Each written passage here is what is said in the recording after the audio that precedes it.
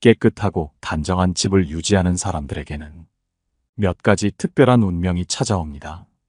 인생에서 가장 고귀한 수행은 바로 자신의 삶의 거처를 정갈하게 가꾸는 일이라 해도 과언이 아닙니다.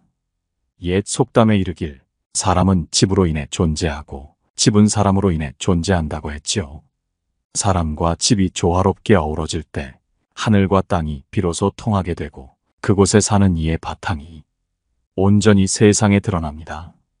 집의 모습은 그 사람의 삶을 가장 투명하게 반영하는 거울이 되어 공간 속에서 그의 하루가 쌓이고 삶의 결이 그려집니다. 계절이 바뀌어 명절이 다가올 때면 우리는 집안을 구석구석 청소하고 쌓인 먼지를 털어내며 그 안에 고인 시간을 새롭게 합니다. 옛말에 돈을 쓰지 않고도 복을 불러오는 비결이 있다 하듯이 집안이 정갈하고 평온하면 그곳엔 기쁨과 행운이 자연스레 깃들고 그 행복은 조용히 오래도록 지속됩니다. 그렇게 집을 깔끔하게 유지하는 것을 사랑하는 사람들에게는 주로 세 가지의 운명이 따르며 그 운명은 일생을 두고 그들의 삶 속에 은은한 향처럼 배어들게 됩니다. 습관을 섬세하게 관리하고 맑고 긍정적인 에너지를 유지하는 것이죠. 스티브 잡스는 그의 인생을 두 시기로 나누어 설명한 적이 있습니다. 인생의 첫 30년은 습관을 쌓는 시기이며 그 후 30년은 그 습관이 삶의 방향을 결정하는 시기라는 깊은 통찰을 남겼습니다.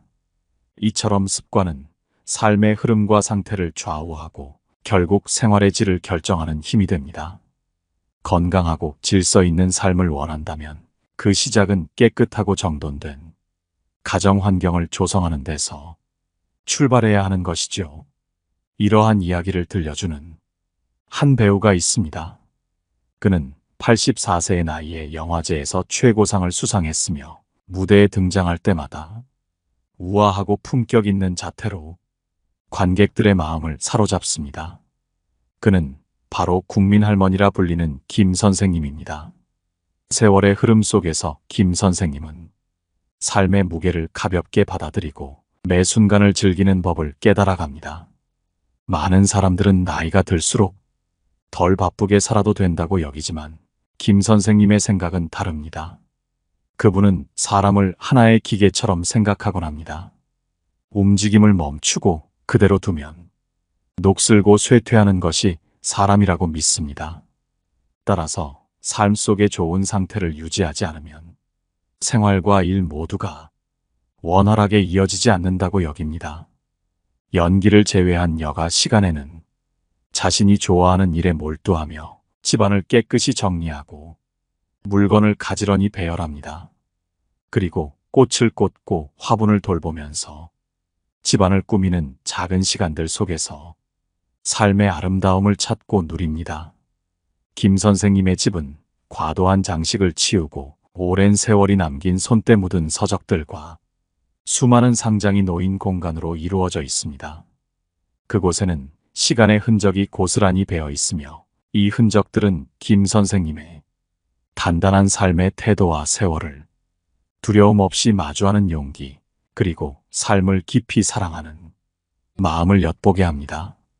다른 배우들의 집이 화려하게 빛나는 것과는 달리 김 선생님의 집은 소박하고 단정한 기품으로 그 자체의 빛을 뿜어냅니다. 작은 탁자 위에는 그의 손길을 느낄 수 있는 화분이 놓여 있으며 침실은 깔끔하면서도 아늑하게 정돈되어 있어 보는 이의 마음을 평온하게 감싸줍니다. 집안의 구성 하나하나에는 그가 쌓아온 깊은 인생의 통찰과 차분한 연륜이 스며들어 있는 듯 느껴집니다. 오랫동안 이어온 좋은 습관 덕분에 김 선생님은 삶에 대한 넓은 시야와 깊은 깨달음을 갖추게 되었으며 노년에 그는 한결 편안하고 차분한 마음으로 사랑하는 일들에 더 많은 에너지를 쏟을 수 있는 것 같습니다. 사람마다 그들만의 에너지가 주변에 맴돕니다. 어디에 있든 그 에너지는 따라다니며 닮은 사람과 상황을 이끌어오지요. 맑고 투명한 에너지를 품고 있다면 삶은 그만큼 투명해지고 마음이 한결 평온해지며 모든 일은 자연스레 순조롭게 흘러갑니다. 하루를 어떤 마음으로 보내느냐에 따라 인생 전체의 결이 결정되곤 합니다. 생기가 넘치고 활기찬 하루를 보내고 싶다면 그 첫걸음은 일상 속의 작은 습관들을 바꾸는 데서 시작될 것입니다. 주말이나 짧은 여유 시간에 침대에 누워 영상만 보고 보내기보다는 맑은 햇살이 비치는 날에 집안을 정돈하고 이불을 햇볕에 말리며 오래된 옷을 정리해 보세요. 그렇게 나태함과 묵은 마음의 먼지를 털어내는 순간 새로운 에너지가 마음속에 들어찰 것입니다. 오랫동안 탁한 공기에 둘러싸여 있으면 몸과 마음은 서서히 무거워지기 마련입니다. 창문을 열고 자주 환기시켜 맑은 공기를 들이마시는 것은 단순한 환기가 아니라 몸과 마음을 새롭게 하는 소중한 시간입니다. 하루에 서너 번, 20-30분씩 창문을 활짝 열어보세요. 그때 기분은 마치 바람처럼 상쾌하게 일어납니다. 쓸모없는 물건을 쌓아두면 그것은 짐이 되어 우리의 기분을 짓누르게 됩니다. 생활 속 불필요한 물건들을 정리하고 버리면 삶이 훨씬 환하고 밝아집니다. 눈에 보이는 모든 것이 점차 깨끗해지고 맑아지는 것은 단지 집안이 정돈되는 것뿐만 아니라 우리의 마음과 건강한 생명력까지도 반영합니다. 불필요한 것을 과감히 정리하여 마음의 새로운 공간을 만들어 보세요. 그 공간이 넓어질수록 평온함과 생기가 차오를 것입니다. 인터넷에서는 중년에 가장 세련되고 통찰력 있는 삶의 방식은 무엇일까? 라는 질문이 자주 올라옵니다. 이에 대한 한 답변은 물질에 집착하지 않고 자신을 비워내며 과거에 미련을 두지 않고 미래를 걱정하지 않는 태도가 중년을 향기롭게 만드는 법이라 말합니다. 자세히 생각해보면 그 핵심은 집착을 내려놓고 무상함에 대한 두려움을 덜어내며 자유롭게 마음의 평온을 유지하는 데 있지요. 얼마 전 이웃박 아줌마는 남편의 배신으로 큰 상처를 받았고 서로의 감정은 점점 멀어지며 결국 부부의 인연은 끝이 나고 말았습니다. 그녀는 처음엔 깊은 슬픔에 잠겼으나 차츰차츰 자신의 내면을 들여다보기 시작하며 자유롭게 상처를 극복해 나갔습니다. 슬픔을 인정하고 집안 곳곳을 정리하며 나름의 평온을 찾아가는 과정을 통해 박 아줌마는 비로소 자신의 삶에 맞는 온전한 평화를 되찾았습니다. 막 이혼한 후 그녀는 반년 동안 세상과 단절된 채 고요한 방 안에서 눈물로 하루를 채워갔습니다. 예전의 밝고 환한 미소는 사라지고 그 자리에 앙상한 체념과 무거운 고독만이 남았습니다. 한때 유쾌하고 웃음이 많았던 그녀는 이웃들과 함께 시간을 나누며 주말에는 마트에 가서 장을 보곤 했죠. 명절 때는 집에서 직접 만든 만두를 이웃들에게 나눠주며 따뜻한 정과 웃음으로 동네를 채우곤 했던 그녀였습니다. 하지만 어느 날 제가 그녀의 집 문을 두드렸을 때 응답하는 건 차가운 공기뿐이었습니다. 오랜만에 마주하는 저를 집 안으로 초대해 잠시 이야기를 나누고 싶다고 했던 그녀. 집 안에 들어서자 평소 소중히 여기던 화분들은 시들어 생기를 잃었고 구석구석엔 오래된 상자들이 가득 쌓여 있었습니다. 테이블 위엔 먼지가 내려앉아 있었고 방 안은 고요하게 침잠된 마음의 모습과도 같아 보였습니다. 그녀는 이혼 후 마음이 너무도 허전해 청소할 힘조차 내지 못했다며 지난 추억의 흔적과 버려진 생활용품들을 정리할 여유가 없었다고 쑥스럽게 설명했습니다. 그날 대화 후 그녀는 마음을 다잡고 집 안팎을 깨끗이 청소하기로 결심했습니다. 한 걸음 한 걸음 그동안 쌓였던 쓸모없는 물건과 시든 꽃들을 하나씩 치우고 마음속 깊이 자리 잡은 집착도 함께 내려놓기로 다짐했습니다. 며칠 후 그녀는 새로운 모습을 보여주겠다며 저희를 집으로 초대했습니다. 새로운 화분들이 반겨주는 집, 오래된 상자들이 사라진 공간은 그녀와 함께 밝고 생기 있는 기운으로 가득했습니다. 다시 돌아온 그녀의 환한 미소는 평온함과 자유로움을 담고 있었으며 더 이상 묵은 감정에 얽매이지 않은 듯 보였습니다. 불필요한 것을 버릴 줄 알게 되니 오히려 더 많은 것들이 자연스레 그녀의 삶에 찾아오게 되었습니다. 삶 속에서 자신과 물건의 관계를 잘 다루고 단샤리, 즉 비움과 단순화를 실천하면 과거의 흔적을 정리하고 새로운 출발을 향해 나아갈 수 있습니다. 단샤리 개념을 창시한 야마시타 히토코는 어릴 때 절에서 수행한 경험이 있습니다. 그곳에서 그는 승려들이 명상과 참선을 통해 마음을 비우는 것뿐 아니라 매일 집안일을 하고 정원을 가꾸며 빗자루로 구석구석을 쓸어내는 과정을 통해 영혼을 청소하는 법을 배우게 되었다고 합니다. 그녀 역시 그 깨달음을 얻었습니다. 쓰임을 다한 물건을 떠나보내는 것은 집안을 정리하는 것 이상의 의미를 가집니다. 그것은 자신을 새롭게 가꾸고 마음에 숨 쉴 공간을 만들어주는 일이지요. 오랜 시간 눈물에 잠겼던 방이 다시 햇살로 가득 찬 것처럼 그녀의 마음도 비로소 밝게 빛나기 시작했습니다. 버림의 결심을 통해 과거의 어두운 기억을 뒤로하고 이제는 새로운 삶을 향해 가벼운 걸음으로 나아가고 있습니다. 비워내기란 단순히 물건을 치우는 것을 넘어 마음의 묵은 감정을 털어내고 평온함을 찾아가는 과정입니다.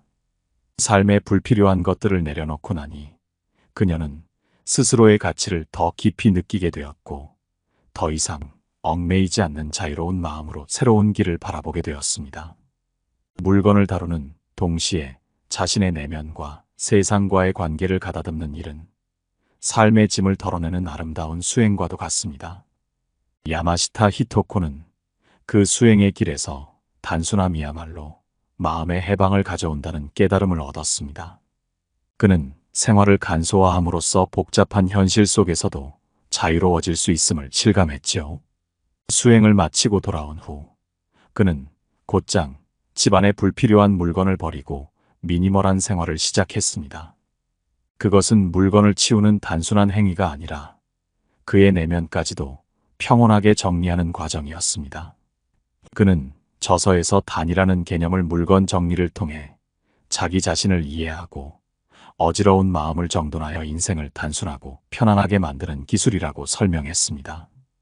즉, 잡동사니를 정리하면서 동시에 내면의 혼란을 정리하고 그로 인해 인생의 새로운 전환점을 찾는 방법이라 할 수 있었습니다. 이 인생이란 길 위의 여정 같아 누구나 예상치 못한 사건과 돌발적인 일들에 맞닥뜨리게 됩니다. 이 과정에서 마음에도 필요하지 않은 것들이 점차 쌓이게 마련이지요. 그러나 그런 것들을 방치하다 보면 결국 마음속의 무거운 찌꺼기들이 우리 내면을 무너뜨리고 몸과 마음을 지치게 만듭니다. 따라서 한정된 시간 속에서 단샤리를 실천하고 주기적으로 정리하는 과정을 통해 우리는 내면을 비우고 강하게 다져나가야 합니다. 인생에서 진정한 짐을 내려놓을 때만이 비로소 자유롭게 앞으로 나아갈 수 있습니다. 마음이 평온해야만 발걸음이 한층 가볍고 안정되며 그렇게 단샤리를 이해하고 실천하는 사람들은 삶의 모든 면에서 더 나은 길을 걸어가게 될 것입니다. 그들은 유한한 인생을 결코 헛되이 살아가지 않을 것이며 나날이 복된 삶을 쌓아가게 될 것입니다. 작가 양샤오성은 자신의 책에서 이렇게 말했습니다. 어떤 사람들은 마치 천사가 보내준 것처럼 그들이 어떤 가정에 발을 들이면 그곳은 저절로 밝아지고 아이들과 어른의 마음이 환해진다고 말이지요. 이수정은 바로 이영준의 가족에게 그런 존재였습니다. 이수정이 이영준을 만난 지 얼마 지나지 않아 갑작스러운 불행이 그들의 집을 찾아왔습니다. 이영준의 어머니가 뇌출혈로 혼수 상태에 빠져 식물인간이 되었고 이어 이영준은 사고로 인해 감옥에 가게 되었습니다. 이수정은 이런 불운 속에서도 이영준이 안심할 수 있도록 불평 한마디 없이 그의 가족을 돌보기로 결심했습니다. 어머니가 침대에 누워있는 동안 이수정은 한결같이 아이들을 보살피고 어머니에게 마사지를 해주며 회복을 기원했습니다. 또한 가정을 지키기 위해 집안을 정갈하게 정리하며 이영준의 가족을 세심하게 보살폈습니다. 이수정의 헌신은 그저 가족을 돌보는 책임을 넘어서 사랑으로 그 집을 감싸 안고 삶의 활기를 불어넣는 행위였습니다. 그녀는 무겁고 어두운 시간을 환히 밝히며 집안을 평온하게 가꾸는 동시에 그녀 자신도 차분히 다듬어갔습니다. 그녀가 집안을 돌보며 쌓아올린 정성과 헌신은 결국 그 가족의 마음을 어루만지고 그곳에 평온과 복을 쌓아가는 밑거름이 되었습니다. 이렇듯 단샤리, 비움의 미학을 통해 내면과 집안을 가꾸어가는 삶은 단순히 깔끔하게 정리하는 것이 아니라 진정한 복을 쌓아가고 인생을 고요하게 만들어주는 힘이 됩니다. 이영준이 집으로 돌아온 후 그는 진심을 다해 아버지와 이야기했습니다. 마침내 이수정을 가족의 일원으로 받아들이기로 한 아버지의 결심이 그들의 가정에 새로운 시작을 열어주었습니다. 이영준은 경제적으로 자립하기 위해 땀 흘려 돈을 벌었고 이수정은 가정의 든든한 기둥으로서 집안일을 맡아 어르신을 보살피고 아이들에게 사랑을 나누며 가정을 돌보았습니다. 부부는 서로의 고단함을 이해하고 서로를 격려하며 언제나 함께 힘을 나누어 따뜻한 가정을 만들어 나갔습니다. 세월이 흘러 그들의 가정에 어려움이 닥친 시기에도 이수정은 결코 지치지 않았습니다. 아무리 힘든 순간이 찾아와도 집은 언제나 따뜻하고 정갈하게 유지되었고 가족 모두가 서로의 존재 안에서 위안을 찾았습니다. 그러한 가정에서 삶을 이어가며 이영준과 가족들은 차츰 생기를 되찾았고 각자 삶에서 다시 행복을 발견했습니다. 작가 빙심은 아름다운 가정이 모든 행복과 힘의 원천이라고 말했습니다. 하루하루 가정을 가꾸고 정리하는 일이 쌓여갈 때 그 사람의 인생에는 끊임없이 행복과 복이 찾아드는 법입니다. 하버드 경영대학원의 연구에 따르면 집이 깔끔하게 정돈된 사람들은 행복감이 높아지고 반대로 혼란스럽고 무질서한 환경 속에 사는 사람들은 만족감이 떨어지는 경향이 있다고 합니다. 시간이 흘러갈수록 우리는 깨닫게 됩니다. 가족은 이 세상에서 가장 큰 의지처이고 집은 언제든 돌아갈 수 있는 편안한 안식처라는 것을 말입니다. 가정을 잘 돌보고 가꾸는 일은 결국 자신의 행복을 축적하는 것이고 생명의 에너지를 풍부하게 채워가는 길입니다. 집이 깨끗하면 마음도 한결 가벼워지고 편안해집니다. 그리고 집안이 평온해지면 자연스럽게 갈등이 줄어들고 가족 간의 유대는 더욱 깊어집니다. 만일 가정이 더 번창하고 삶이 아름답게 흘러가기를 원한다면 가정의 환경을 세심하게 가꾸어가는 일에서 시작할 필요가 있습니다. 늘 기억해야 할 것은 우리의 집이 곧 우리의 생활 수준을 반영한다는 사실입니다. 집을 대하는 태도는 곧 우리가 얻는 행복의 깊이를 결정합니다. 집이 깨끗하고 따뜻하게 가꾸어질수록 사람들에게 더 많은 복이 깃들게 됩니다. 하버드의 맨델슨 교수는 인생에서 가장 중요한 수행은 바로 자신의 집을 돌보는 것이라는 말을 남겼습니다. 인생에서 가장 큰 만족은 매일 따뜻한 집으로 돌아와 사랑하는 가족과 함께 식사를 하고 사계절을 즐기며 시간을 보내는 데 있습니다. 새해에는 생활을 정성스럽게 가꾸고 가정을 더욱 소중하게 돌보며 집을 깨끗하고 평화롭게 정리하여 매일을 평온하고 만족스럽게 보내기를 바랍니다. 당신의 집이 언제나 밝고 따뜻한 빛으로 가득하며 그곳에서 삶의 꽃이 만개하고 하루하루가 활기로 넘치기를 기원합니다. 오늘의 이야기는 여기까지입니다. 시청해 주셔서 감사합니다. 오늘의 이야기가 여러분의 건강하고 행복한 삶에 작은 영감을 드렸기를 바랍니다. 늘 시청해 주셔서 감사드리며 더 좋은 감동적인 얘기로 찾아뵙겠습니다. 구독과 좋아요는 큰 힘이 됩니다. 항상 사랑하고 감사합니다. 노후의 빛나는 지혜였습니다.